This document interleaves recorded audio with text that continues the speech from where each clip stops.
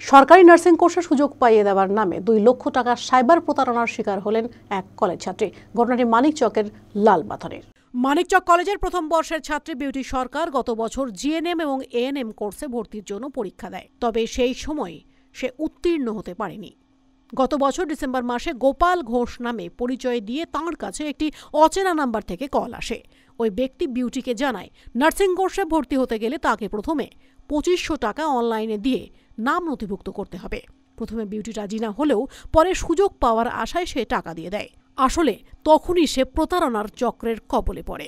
Beauty মণ্ডল বলে তার কাছে থাকা স্কলারশিপের প্রায় 30,000 টাকা এবং বাবার দেওয়া প্রায় 1.5 লক্ষ টাকা পরিবারকে না জানিয়ে সে প্রতারককে দিয়ে ফেলে। সেই টাকা ফেরত চাইলে বিভিন্ন রকম হুমকি আসে তার কাছে। বিষয়টি কিছুদিন আগে পরিবার জানতে পারে। তারপর তারা মালদা সাইবার ক্রাইমে লিখিত অভিযোগ করেন। এই পরিস্থিতিতে মানসিক অবসাদে ভুগছে ওই ছাত্রী। পুলিশি সহায়তার আবেদন করেছে ওই কলেজ ছাত্রীর পরিবার। এই তো যে বললো আমার মেয়ে এসব কথা, প্রথম আমাকে বললো কি আমাকে এই পরীক্ষার জন্য এতটি টাকা চাইছে মা। তা আমি বললাম তুই বাবার সঙ্গে যোগাযোগ করবি, তারপরে দিবি টাকাটা। মেয়ে ভিতর থেকে ওই রকম করে দিয়ে দিল। আমি জানি না বাড়িতে এরকম ওর হাতেই টাকা, কোনো দিন 10টা টাকা এদিকে ওদিকে করে নি। এই টমেটো চাষ করছিলাম, বিক্রি করে করে এনে রাখছিলাম, ওই গুনতি করে রাখছিল। ভাবতে পারেনি কি মেয়ে এরকম করে দিবে। কত টাকা ছিল? 2.5 লক্ষ টাকা ছিল প্রথম। তো ওটা থেকে 1.5 লাখ বের করে নিয়েছে। আপনারা জানতেন না? না, তারপরে যে ব্যাংকে রাখতে যাবে ওর বাবা, দেখি টাকা নাই। তো ও মেয়েকে জিজ্ঞাসা করলাম, কোথাও যে যাচ্ছি দেখাতে, তো বলছে কি না বাড়িতেই আছে টাকা। মেয়েকে জিজ্ঞাসা করছি, মেয়ে বলছে না আমি টাকা নেইনি।